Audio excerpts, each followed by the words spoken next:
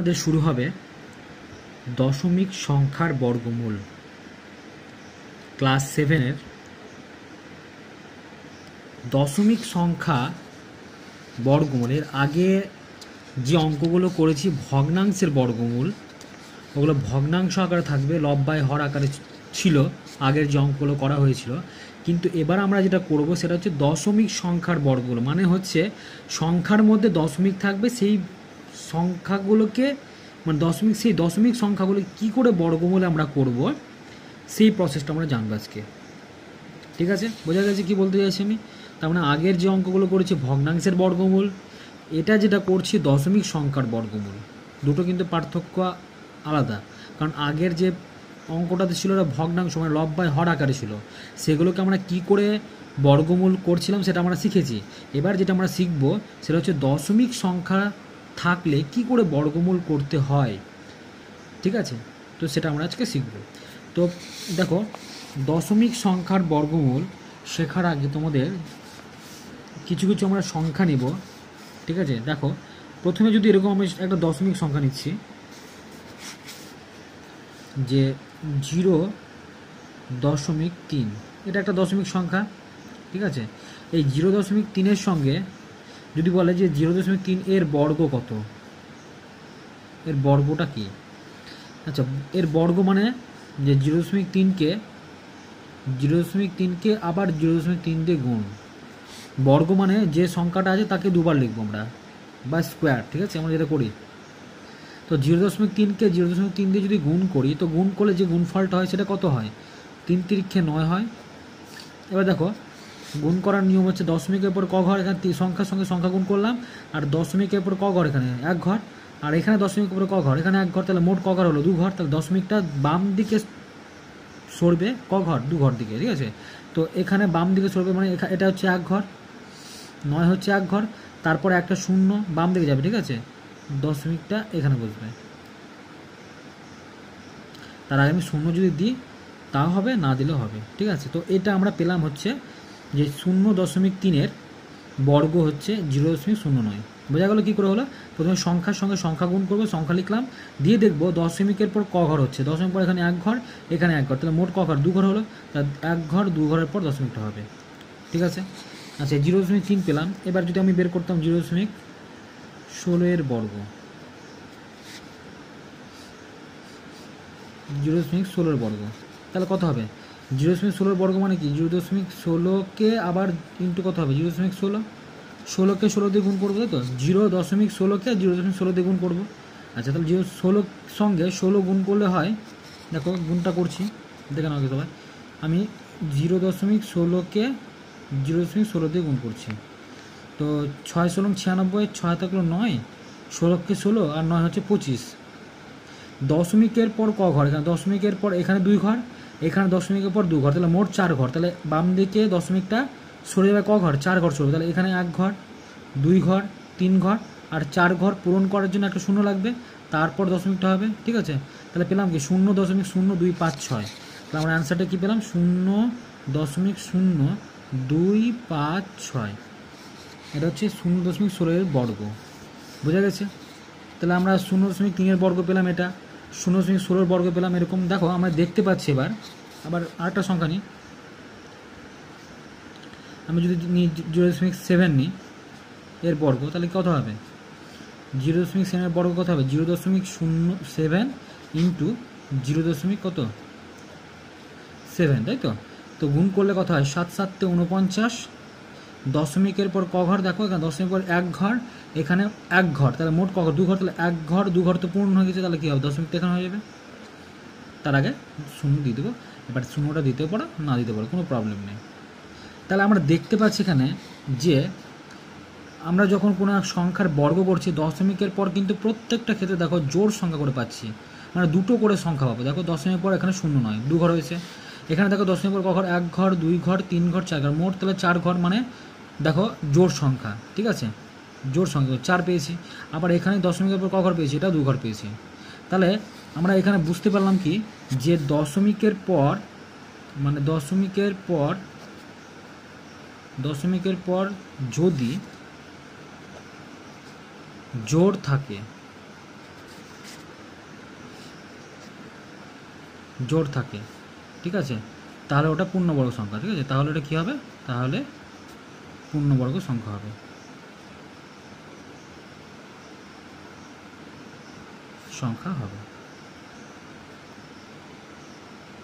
মানে দশমিকের পর কিন্তু জোড় সংখ্যক থাকলে তবে পূর্ণবর্গ সংখ্যা হবে, ঠিক আছে। তাহলে দশমিকের পর আমরা কী বললাম, যদি জোড় সংখ্যা পাই, জোড় সংখ্যা এখানে 49 দুটো, এখানে কটা মোট 4টে, তাহলে জোড় সংখ্যা। আবার কিন্তু এখানে আমি দুটো পেয়েছি, তাহলে আবার জোড় সংখ্যা করে পাচ্ছি। কিন্তু যদি এরকম হতো যে 0 এরকম যদি হতো সংখ্যাটা 25.2, এটা কি আমরা পূর্ণবর্গ সংখ্যা বলতে পারবো? এখানে দেখো দশমিকের পর ক ঘর পাচ্ছি, এখানে আমি 1 ঘর পাচ্ছি। দশমিকের পর যদি বিজোড় সংখ্যা আসে, দশমিকের পর যদি বিজোড় সংখ্যা পাই বা একটা সংখ্যা পাই, তাহলে কিন্তু ওটাকে আমরা পূর্ণবর্গ সংখ্যা এমনিতেই হবে না, ঠিক আছে, হবেই না পূর্ণবর্গ সংখ্যা। তাহলে এটা পূর্ণবর্গ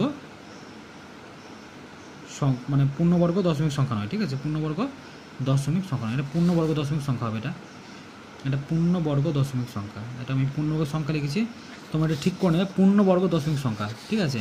কিন্তু এখানে যখন আমরা দেখতে পাচ্ছি যে দশমিকের পর যখনই বিজোড় সংখ্যা পাচ্ছি, তখন কিন্তু ওটা পূর্ণবর্গ দশমিক ভগ্নাংশ হবে না, ঠিক আছে, বা দশমিক সংখ্যা হবে না, পূর্ণবর্গ দশমিক সংখ্যা হবেই না, মানে হওয়ার চান্সই নেই, ঠিক আছে। যদি দশমিকের বিজোড় সংখ্যা পাই, তাহলে আমরা যে কোনো সংখ্যা যদি আমাদের দিয়ে দেওয়া হাতে, তাহলে সেই সংখ্যাগুলোকে আমরা বুঝে নিতে পারবো যে সেই সংখ্যাটা মানে বর্গমূল মানে পূর্ণবর্গ দশমিক সংখ্যা হবে না পূর্ণবর্গ দশমিক সংখ্যা হবে না, ঠিক আছে। কারণ আমরা এখনই বললাম যে দশমিকের পর যদি জোড় সংখ্যা পেয়ে যায়, দশমিকের পর যদি জোড় সংখ্যা পেয়ে যায়, তাহলে কিন্তু ওটা কি হবে, ওটা হচ্ছে পূর্ণবর্গ দশমিক সংখ্যা, জোড় সংখ্যা হতে হবে, তবেই কিন্তু আমি বলবো পূর্ণবর্গ দশমিক সংখ্যা। কিন্তু দশমিকের পর যদি বিজোড় সংখ্যা চলে আসে, তাহলে কিন্তু আমরা পূর্ণবর্গ দশমিক সংখ্যা বলবো না। বুঝতে পারলাম কি বললাম আমি, মানে জোড় আর বিজোড়, কিন্তু সংখ্যাটা কি আছে, জোড়। দশমিকের পর যদি জোড় হয়, মানে দশমিকের পর যদি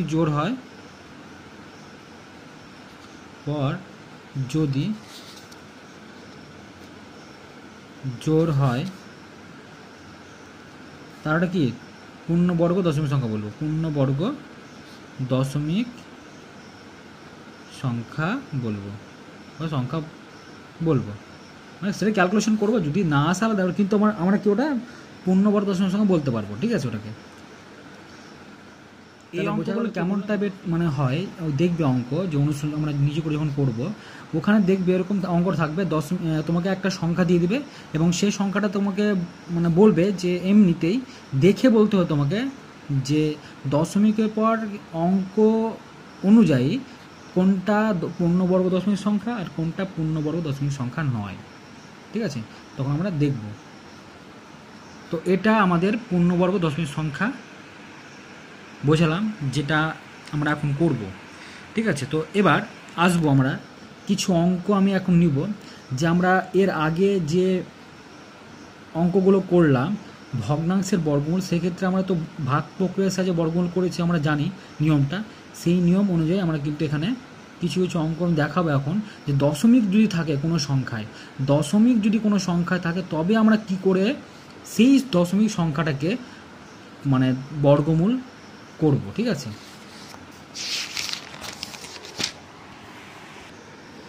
এবার আমরা কি করব, যে দশমিক সংখ্যার বর্গমূল করব। দেখো এবার দশমিক সংখ্যার আগেরটা আমরা কি শিখলাম, যে বর্গ, ঠিক আছে, এবং পূর্ণবর্গ দশমিক সংখ্যা শিখলাম। এবার আমরা শিখব দশমিক সংখ্যার বর্গমূল, মানে দশমিক সংখ্যা যদি কোনো সংখ্যায় দশমিক থাকে, তো সেই সংখ্যাগুলোকে কী করে বর্গমূল করতে হয় সেটা আমরা শিখব, দশমিক সংখ্যার বর্গমূল। তো দেখো আমি কিছু এক্সাম্পল নিচ্ছি এবং সেগুলোকে কী করে আমরা বর্গমূল করবো সেটা আমরা শিখবে কথা। ধরো এরকম 0.81, তাহলে এটা কি আগে প্রথমে চেক করবে যে পূর্ণবর্গ দশমিক সংখ্যা, হ্যাঁ এটা পূর্ণবর্গ দশমিক সংখ্যা, কারণ দশমিকের পর যে সংখ্যাটা পাচ্ছি 8 আর 1, এটা কিন্তু 2 অঙ্কের মানে জোড় সংখ্যা। সুতরাং জোড় সংখ্যা যদি হয়ে যায়, তাহলে আমরা কি বলেছি, এটাকে আমরা পূর্ণবর্গ দশমিক সংখ্যা বলবো, এবং সেটাকে পূর্ণবর্গ দশমিক সংখ্যা হলে তবে আমরা এটাকে বর্গমূল করতে। তো এর বর্গমূল নির্ণয় করছি এবার। তো দেখো বর্গমূল বের করার নিয়মটা কি, খুব ইজি। কত আছে 0.81। তো প্রথমে আমরা যেভাবে করছিলাম অঙ্কগুলো তোমাদের আশা করি মনে আছে, 0.81 মাথায় জোড়া সংখ্যার মাথায় দাগ দিব, তাহলে জোড়া সংখ্যার মাথায় দাগ দাও। এবার এখানে দশমিক আছে, দশমিক আগে তো শূন্য, তাই না, তো দরকার নেই, দশমিকটা আমরা এখানে বসিয়ে দেবো। দশমিক আগে যেহেতু শূন্য মানে কোনো কিছু নেই, মানে দশমিকটা চলে গেলো এখানে। এবার আমরা জানি এখানে 81 আছে যেহেতু, তাহলে 9 9 কত হয় 81, 9 9 কত হয় 81।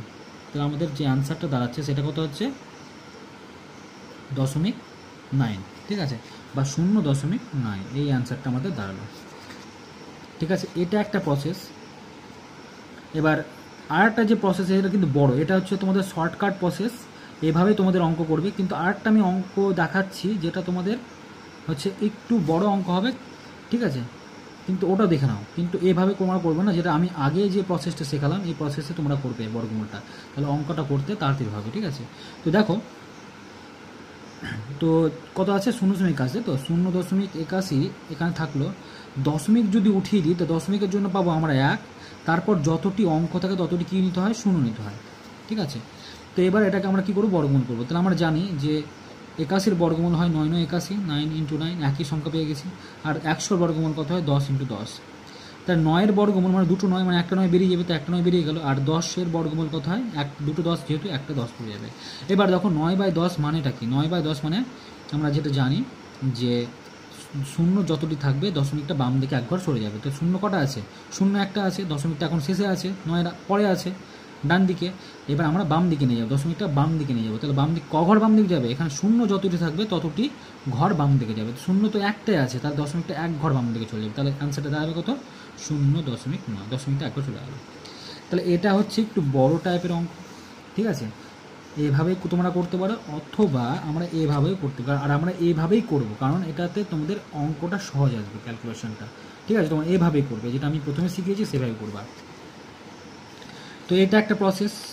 ঠিক আছে, আমরা আরও কিছু অঙ্ক নিয়ে দেখব, যে অঙ্কগুলো দশমিক সংখ্যা তাকে বর্গমূল নির্ণয় কীভাবে করি। ঠিক আছে, তো আর একটা সংখ্যা নিচ্ছি আমি, ধরে নিলাম যে 1.69। তো এই যে দশমিক সংখ্যা পেলাম 1.69, এটাকে আমরা কি করে আমরা মানে বর্গমূলটা নির্ণয় করব। দেখো, তাহলে প্রথমে 1.69কে আমরা বর্গমূল করার জন্য 1.69 পাশে লিখে নেব। এবার বলেছিলাম আমি একই নিয়ম, যে সংখ্যা যেগুলো জোড়া থাকবে তার মাথায় দাগ শেষের দিক থেকে। তাহলে 9 আর 6 জোড়া পেয়ে গেছি, তাহলে শেষের দিকটা হয়ে গেল একটা জোড়া সংখ্যা। 1 পড়ে আছে, তাহলে আমরা সেই নামটাগুলো জানি যে পূর্ণবর্গ সংখ্যা কোনগুলো, যে 1 1 কে 1, 2 2 গুণ 4, 3 3 9, 4 4 16, যে সংখ্যাগুলো আমরা পেয়েছিলাম সেইগুলোই হচ্ছে পূর্ণবর্গ সংখ্যা। তো এখানে 1 1 কে 1 হবে, 2 2 গুণ 4 তো বড় হয়ে যাচ্ছে, তাহলে 1 নিয়ে বসাবো, তাই তো। তাহলে এখানে আমি 1 নিব, দিয়ে 1-এর নিচে 1 বসাবো। তো এখানে বিয়োগ করে তো 0 হয়ে যায়, তো 0 লেখার দরকার নেই। দশমিকটা চলে যাবে এবার 1-এর পর, দশমিকটা চলে গেলো কোথায়, 1-এর পর। এবার নামাবো 6 আর 9, এবার 6 আর 9 নামিয়ে দিলাম। এবার 1-এর ডবল এখানে যত হয় সেটা লিখতে হয়, 2 দিয়ে গুণ করতে হয়, তাহলে 2 পেলাম। এখানে যদি আমরা 3 দিয়ে গুণ করি তাহলে কিন্তু মিলে যাবে, তাহলে 3 দিয়ে করলে 3 3 9, আর 3 2 6, 69 পেয়ে গেলাম। আর এই 3টে চলে যাবে কোথায়, এখানে। তাহলে অ্যান্সারটা পেলাম কত, 1.3। তাহলে 1.69কে যদি আমরা দশমিকের সাহায্যে, ঠিক আছে, মানে দশমিক যে সংখ্যাটা পেয়েছি সেই দশমিক সংখ্যাটাকে যদি আমরা বর্গমূল করি তাহলে কিন্তু আমাদের দাঁড়াচ্ছে 1.3। তো তোমরা আশা করি বুঝতে পারছো যেটা আমি বোঝাতে চাইছি, যে কি করে আমরা দশমিক সংখ্যাগুলোকে বর্গমূল নির্ণয় করতে পারি। ঠিক আছে, এছাড়া আমি আরেকটা অঙ্ক নিচ্ছি, এবার 4টে অঙ্ক নিচ্ছি। 12.25 একটা সংখ্যা নিলাম। এবার এই সংখ্যাটাকে আমরা কী করে, 25, ঠিক আছে, তো এই সংখ্যাটা আমরা কী করে দেখো এবার বর্গমূল নির্ণয় করি। তোমরা দেখো, তাহলে 12.25 এই সংখ্যাটা একই নিয়মে করব, দশমিকের শেষের দিক থেকে জোড়ার সংখ্যার দাগ 2 আর 5, শেষের দিক থেকে 12 পেয়েছি। এবার দেখো আমরা এখানে যে সংখ্যাটা বসবো সেটা সবসময় কী হবে, পূর্ণবর্গ সংখ্যা। তাহলে দেখো 3 3 9, 4 4 16, তাহলে 4 4 16 তো বড় হয়ে যাবে, 3 দিয়ে তাহলে কত হবে, 9 হবে। 12 থেকে 9 বদলে কত হয়, 3 হয়। এবার দশমিকটা চলে যাবে কোথায়, 3-এর পর। ঠিক আছে, এবার নামাবো 2 আর 5, 100 নামবে। 3-এর ডবল কত হয় 6, তো একমাত্র এখানে 5 দিয়ে একমাত্র 5 আছে, তাহলে 5 দিয়ে 5 5 25, আর 5 6 30 3 32, 325, তাহলে এই 5টা চলবে কোথায়, এখানে। তাহলে আমরা পেলাম 12.25কে যদি বর্গমূল করি দশমিক সংখ্যা, তাহলে কত অ্যান্সার পাবো, আমরা 3.5 পাবো। তাহলে তোমরা আশা করি বুঝতে পারছো যে আমি দশমিক সংখ্যাগুলোকে কি করে বর্গমূলটা নির্ণয় করতে পারছি। তো এই অঙ্কগুলো এবার আমরা করব, ঠিক আছে, এই যে বোঝালাম। এবার আমাদের অঙ্কটা শুরু করা যাক। ঠিক আছে, তো নিজে করি, ফার্স্টে নিজে করি 11.3 আমরা করব। সবাই বের করো 11.3। এবার যেটা আমাদের শুরু হবে নিজে করি 11.3, আজকে এটা আমরা শুরু করব। তো পেজ নাম্বার হচ্ছে 142 পাতা, তোমরা 142 পাতা বের করো এবং নিজে করি 11.3 দেখো। অঙ্কটাতে 1 নাম্বার যে অঙ্কটা আছে সেটাই কি বলেছে দেখো, নিচের দশমিক সংখ্যার বর্গের মান লিখি। তাহলে বর্গ কিন্তু আমি প্রথমেই বুঝিয়ে দিয়েছি, বর্গটা কি, যে সংখ্যা থাকবে তাকে সেই সংখ্যা দিয়ে গুণ করব। ঠিক আছে, তো 0.7 ছিল, তাকে 0.7 দিয়ে গুণ করব, দিয়ে আমরা যে অ্যান্সারটা পাবো সেটা হচ্ছে ওর মূল মানে বর্গের মানটা। ঠিক আছে, তো আমরা অঙ্কটা করি একটা, তাহলে তোমাদের ক্লিয়ার হয়ে যাবে পুরোটাই। একে আচ্ছা নিজে করি 11.3, নিজে করি আমরা শুরু করব নিজে করি 11.3। পেজ নাম্বার হচ্ছে 142 পাতা, তোমরা সবাই 142 পাতা বের করে নাও, যে নিজে করি 11.3 দেখো সবাই। 1 নাম্বার যে অঙ্কটা আছে বলেছে 0.7 বর্গ, তাই তো। তো আমরা 0.7 যদি বর্গ বের করি, তাহলে 0.7 বর্গ মানে হচ্ছে 0.7 স্কোয়ার। বর্গ কথার অর্থ হচ্ছে কি স্কোয়ার। তাহলে 0.7 স্কোয়ার মানেটা কি, বর্গ মানে কি বললাম স্কোয়ার। ঠিক আছে, মোটামুটি সবসময় 0.7 স্কোয়ার করলে তো দাঁড়ায় কি 0.7কে 0.7 দিয়ে গুণ করবো, এর মান তো এটাই। তো 0.7কে যদি 0.7 দিয়ে গুণ করি তো দাঁড়ায় কত দেখো, 0.7কে মুখোমুখি আমরা গুণ করতে পারি, এটা সহজ খুব। 7 7 কত হয় 49, তাহলে 49 বসালাম। এবার কি করব, দশমিকের উপর ক ঘর, এখানে 1 ঘর এখানে 1 ঘর, তাহলে দশমিকের উপর মোট 2 ঘর পেয়েছি, তাহলে 2 ঘর বাম দিকে দশমিকটা সরে যাবে। এখন দশমিকটা শেষে আছে, তো 2 ঘর মানে কি 1 ঘর 2 ঘর তারপর দশমিকটা এখানে, তারপর শূন্য তোমরা অ্যাড করে দিতে পারো। এই শূন্যটার দাম নেই, আমি অ্যাড করতে পারি না করতেও পারি। ঠিক আছে, তো 1 নাম্বার যে অঙ্কটা ছিল সেই অঙ্কটা কমপ্লিট হয়ে গেল, খুবই অঙ্কটা সহজ। এবার দেখো 2 নাম্বার যে অঙ্কটা আছে সেটা আমরা শুরু করি। 2 নম্বর অঙ্কটা আছে 0.16, তাকে বর্গ করতে বলেছে, মাথায় স্কোয়ার দিয়ে দেবো, বর্গ করতে বলে স্কোয়ার করে দেবো। তাহলে 0.16 তাকে আবার 0.16 দিয়ে গুণ করবো। তো 0.16কে 0.16 দিয়ে যদি গুণ করি তো দাঁড়ায় দেখো কত আসছে, 0.16কে 0. তোমার এটা রাফে করে নেবে গুণটা। ঠিক আছে, আচ্ছা মুখোমুখি করছি, 6 16 হচ্ছে 96 এর 6, হাত থাকলো 9, আর 16কে 16 আর 9 যোগ করলে হয় 25। দশমিকের উপর ক ঘর, 1 ঘর 2 ঘর 3 ঘর 4 ঘর, মোট 4 ঘর। তাহলে 1 ঘর 2 ঘর 3 ঘর, 4 ঘর পূরণ করার জন্য আমাকে শূন্য লাগবে, তারপর একটা দশমিক দেবো, তারপর শূন্য। তাহলে পেলাম কত, পেলাম হচ্ছে অ্যান্সারটা 0.00256, এটা হচ্ছে মূল অ্যান্সারটা। ঠিক আছে, তো আমাদের 2 নাম্বার যে অঙ্কটা ছিল সেই অঙ্কটা আমাদের কমপ্লিট হলো। এবার আমরা করব 3 নাম্বার অঙ্কটা। তো দেখো 3 নাম্বার যে অঙ্কটা আছে, 3 নাম্বার অঙ্কটাতে বলেছে 0.08, ঠিক আছে, তার বর্গ করব। তো তার বর্গ করছি, তো 0.08 এর বর্গ করলে কত হয় 0.08 ইন্টু 0.08, এটাই তো নাকি। তো দেখো কী করে গুণ করছি, খুব সহজ। 8 8 কত হয় 64, তার প্রথমে 64 লিখলাম। 8 8 সংখ্যার সঙ্গে সংখ্যা গুণ করবে, এখানে যদি শূন্য সবই পেয়ে যায় তা যে সংখ্যাগুলো থাকবে আগে সেই সংখ্যা গুণ করে দেবো। তাহলে 8 8 কত হয় 64। এবার দশমিকের পর ক ঘর সেটা গুণ তোমরা, দশমিকের পর এখানে 2 ঘর পাচ্ছে, দেখো 1 ঘর 2 ঘর, এখানে দশমিকের পর ক ঘর পাচ্ছে, এখানে 2 ঘর পাচ্ছে, তাহলে মোট ক ঘর পেলাম 4 ঘর পেলাম। তাহলে 1 ঘর 2 ঘর 3 ঘর 4 ঘর, তারপরে দশমিকটা হবে, তার আগে একটা শূন্য বসাতে পারি, এবার না বসাতে কোনো প্রবলেম নেই। ঠিক আছে, তাহলে আশা করি যে অঙ্কগুলো করলাম 3টে 1 2 3 করলাম, আশা করি সবাই বুঝতে পেরেছো যে কী করে আমরা ইজি প্রসেসে একদম আমরা সলভ করে নিতে পারছি। কোনো সংখ্যার বর্গ বের করতে বললে স্কোয়ার দিবে, স্কোয়ার দিয়ে পর ক্যালকুলেশন করবো, তাহলে অ্যান্সারটা পেয়ে যাবো আমরা। তো 3 নাম্বার পর্যন্ত করলাম। 4 নাম্বারের যে অঙ্কটা আছে সেটা তোমরা অবশ্যই বাড়িতে পড়বে, এটা বাড়ির কাজ থাকলো, 4 নাম্বারটা তোমরা পড়বে। ঠিক আছে, আচ্ছা এবার আমরা আসবো 2-এর অঙ্কগুলো। দেখো 2-এর অঙ্ক কি বলছে, ভালো করে লাইনটা পড়বে, যেটা বলতে চাইছে সেটা কিন্তু আগে বুঝতে হবে, যে অঙ্কটাতে আমাকে কি চাইছে, অঙ্ক যেটা চাইবে তোমাকে সেটা দিতে হবে। ঠিক আছে, এবার অঙ্কই যদি আমি না বুঝতে পারি তাহলে কিন্তু আমাদের তো অঙ্ক সলভ হবে না, তাই না। সেজন্য তোমরা অঙ্কটা ভালোভাবে পড়ো যে কী চাইছে অঙ্কে।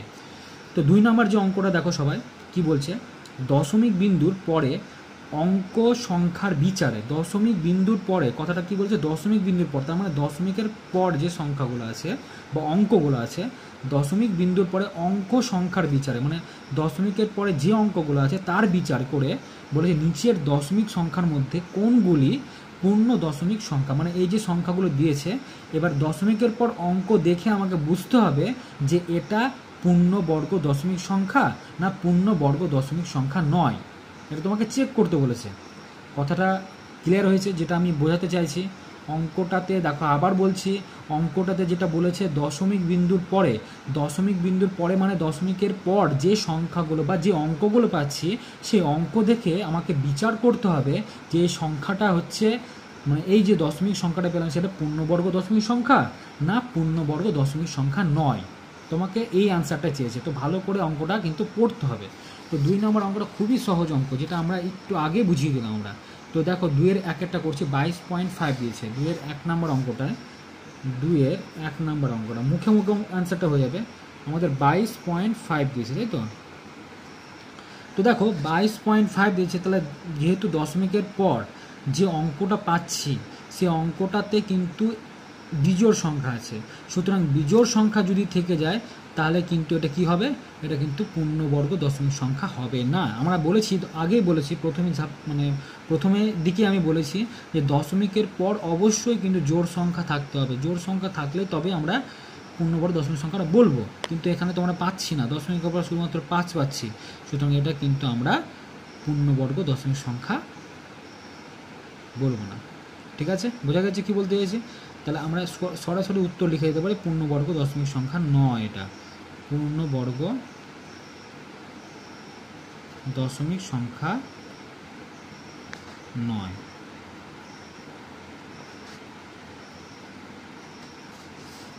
এবার যদি তোমাদের স্যার এটা ক্যালকুলেশন করে যদি হয় তাহলে আমি দেখি একবার, যদি হয় কিনা দেখি, চেক করছি আমরা। দেখো 22.5, তাই তো? দশমিক তো যদি উঠিয়ে দিই নিচে কত হয় 10, তো দেখো 225টা যেটা আছে সেটা কিন্তু 15 সংখ্যা, কারণ এটা 15-এর সঙ্গে 15 গুণ করে তবেই চলে আসবে 225, তাহলে দুটো সংখ্যা তো একই পেয়ে যাচ্ছে, সুতরাং এটা কিন্তু বর্গ, এটাকে বর্গমূল করা যেতে পারে বা এটা বর্গ হতে পারে, কিন্তু 10 কি বর্গমূল করা যায় বা বর্গ করা 10কে কি বর্গ করা যায়?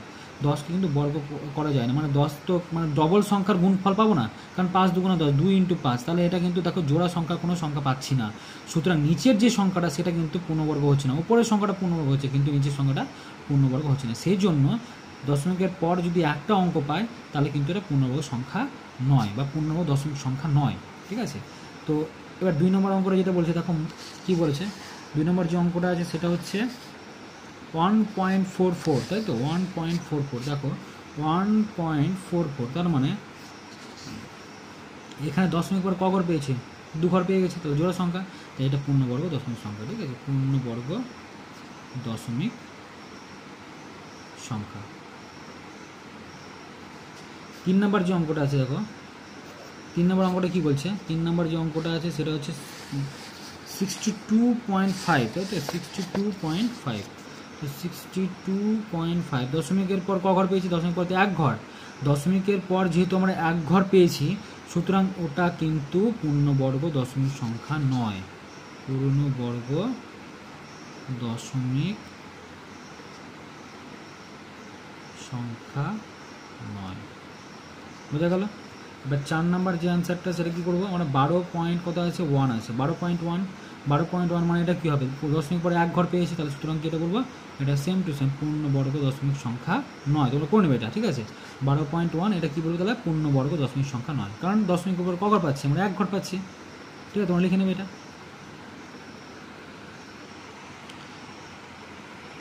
তো আমাদের 1 থেকে 4 নম্বর যে অঙ্কগুলো সেগুলো আমরা করলাম, 2-এরগুলো। ঠিক আছে, তো এবার আমরা করব পরের পার্টটা। এবার যেটা করব আমরা 3 নম্বর অঙ্কগুলো। দেখো 3 নম্বর অঙ্কগুলো বলে দিয়েছে নিচের সংখ্যার, যেটা বলেছে দেখো নিচের দশমিক সংখ্যার বর্গমূলের মান নির্ণয় করো। তার মানে এখানে প্রত্যেকটাই দেখো দশমিকের পর জোড়া জোড়া, দেখো 41, এখানে 2, 5 জোড়া সংখ্যা, এখানে দেখো 4টে মোট জোড়া সংখ্যা, তাহলে এগুলো সবই কিন্তু পূর্ণবর্গ দশমিক সংখ্যা, সুতরাং এইগুলোকে আমরা বর্গমূল করতে পারি। ঠিক আছে, তো এবার করবো এক এক করে। তো দেখো 1 নম্বরের যে অঙ্কটা আছে আমরা যেটা একটু আগে শিখলাম, আমাকে বর্গমূল করতে বলেছে, তাহলে কি? √4.41, তাই তো? তো এটা আমরা যেভাবে একটু আগে শিখলাম ভাগ প্রক্রিয়ার সাহায্যে সেভাবেই করবো আমরা। তো দেখো 4.41কে যদি আমরা ভাগ প্রক্রিয়ার সাহায্যে বর্গমূল করি তাহলে শেষের মাথা থেকে কি বললাম? দাগ দিব, তাহলে দাগ দিলাম। এবার দেখো 2 দুগুণা কত হবে? 4, কারণ 3 × 3 = 9 বড় হয়ে যাচ্ছে, 4 বসালাম। দশমিকটা চলে যাবে কোথায়? 2-এর পর, এবার নামাবো কত 4 আর 1, কারণ একটা সংখ্যা নামবে না, জোড়া মাথায় দাগ আছে। 2 ডবল কত হবে 4। এবার লাস্টে কত পেয়েছি 1, তাহলে একমাত্র 1 দিয়ে যাবে, কারণ 41 কে 41 হবে একমাত্র, তাই তো 41 পেয়ে গেলাম, অ্যান্সার মিলে গেল। তাহলে কত পেয়েছি এখানে 1, তাহলে 2.1 পেলাম। তাহলে 4.41 এর বর্গমূল যদি আমরা করি দশমিক সংখ্যাটা, তাহলে আসছে 2.1। নেক্সট অঙ্ক আছে 2.25, এটা তোমরা করবে, আমি 3 নাম্বারটা করছি দেখো, ঠিক আছে 3 নাম্বারটা করছি। একই অঙ্ক আছে 2 নাম্বারটা তোমরা করে নেবে, আমি 3 নাম্বার অঙ্কটা করছি। দেখো 3 নাম্বার অঙ্কটা বলেছে 0.0256, তো 0.0256 এটাকে আমরা বর্গমূল করে দেখো। এবার সবাই শেষের দিক থেকে আমরা কী করবো, জোড়া মাথায় দাগ, তাহলে এখানে দাগ দেবো, এখানে দাগ দেবো, ঠিক আছে। তো এবার দেখো আমাদের এখানে কত আছে, দশমিক আছে, তাই তো। তো দশমিক থাকার জন্য আমরা কি করে করবো দেখো এবার।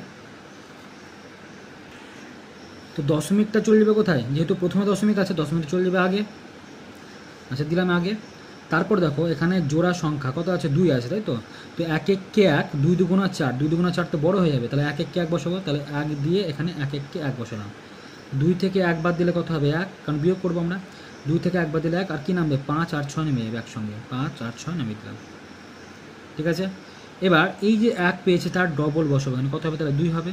তো দেখো লাস্টে কত আছে 6, তাহলে আমরা 6 একমাত্র 4 দিয়ে পাবো, 4 4 16, 6 থাকলে 4 2 8 আর 9 96 হচ্ছে না, আর একবার 6 দিয়ে হবে 26 দিয়ে, 6 6 36, 6 থাকলে 3, 6 2 12 3, 12 3 15 156, তাহলে 6 দিয়ে মিলে গেছে 156, তাহলে এখানে 6 বসাবো, আর এখানে সেই 6টা চলে যাবে এখানে, তাহলে 156 বসিয়ে দেবো, তাহলে আমাদের অ্যান্সার কমপ্লিট। তাহলে পয়েন্ট কত হলো 16, ঠিক আছে। তো সরি আগে তোমরা একটু এটা করে নেবে, যেভাবে লিখবে 0.0256 সমান, তাহলে কত পেলাম 0.16, এটা অ্যান্সার পেলাম, এটা অবশ্যই লিখে নেবে পাশে, এটা পাশে করবে এবং অ্যান্সারটা এভাবে লিখবে, হ্যাঁ। এবার 4 নম্বর অঙ্কটা করছি। 4 নম্বর অঙ্কটা দেখো একই অঙ্ক, 4 নম্বর অঙ্কটা কী বলছে দেখো, 0.0484, আচ্ছা 0.0484, তাই তো 484। তো এটাকে আমরা বর্গমূল করবো, তাহলে প্রথমে লাস্টের দিক থেকে জোড়া সংখ্যায় দাগ, জোড়া সংখ্যায় দাগ। এবার দেখো দশমিকটা চলে যাবে, তাহলে যেহেতু প্রথমে দশমিকটা আছে তো দশমিকটা চলে গেলো আগে। 2 2 কত হবে 4, তাহলে 2 2 4 বসিয়ে দিলাম, এটা তো বিয়োগ করলে 0 হয়ে যায়, তাহলে নামবে কত 8 আর 4 নেমে গেল। 2 এর ডবল বসাবো, 2 এর ডবল কত হবে, এখানে 4 বসিয়ে দেবো, কারণ আমি বললাম এখানে যা পাবো তাকে 2 দিয়ে গুণ করে এখানে লিখবো। 2 2 4 পেলাম, লাস্টে কত পেয়েছি, লাস্টে কিন্তু আমরা 4 পেয়েছি। লাস্টে যদি 4 হয় তাহলে একমাত্র দেখো 4 যদি হয় একমাত্র 8 দিয়ে হবে আর 2 দিয়ে হবে, তাহলে আমি দেখো 2 দিয়ে প্রথমে করছি, 2 বসালে 2 দিয়ে গুণ করতে হবে, 2 2 4, 4 2 8 মিলে গেছে 2 দিয়ে, তাহলে এখানে 2 বসাবো, আবার এই 2টা চলে যাবে এখানে, তাহলে এখানে কত 8 আর 4 মিলে গেল, তাহলে আনসার কত পেলাম 0.22। তাহলে তোমরা এটা লিখে নেবে 0.0484, তার বর্গমূল করলে দাঁড়াচ্ছে কত 0.22। তাহলে আমাদের 11.3 নিজে করি 11.3 1 2 3 এইগুলো আমরা করলাম, পার্ট 1 হলো এটা। এরপর আমাদের নেক্সট পার্ট আসবে পার্ট 2, ঠিক আছে। তো পার্ট 2তে পরের অঙ্কগুলো করবো আমরা। তো আশা করি যতদূর পর্যন্ত আমি করলাম ততদূর পর্যন্ত তোমাদের কোনো প্রবলেম হবে না, যদিও প্রবলেম হয় তাহলে অবশ্যই আমাকে জানাবে, ঠিক আছে। কোনো কোশ্চেন থাকলে সেটা বলবে, আর অবশ্যই সবাই কিন্তু সাবস্ক্রাইব, লাইক আর কমেন্ট সবাই করবে, ঠিক আছে, আর শেয়ারও করবে তোমাদের বন্ধু বান্ধবীদেরকে, ঠিক আছে। তাহলে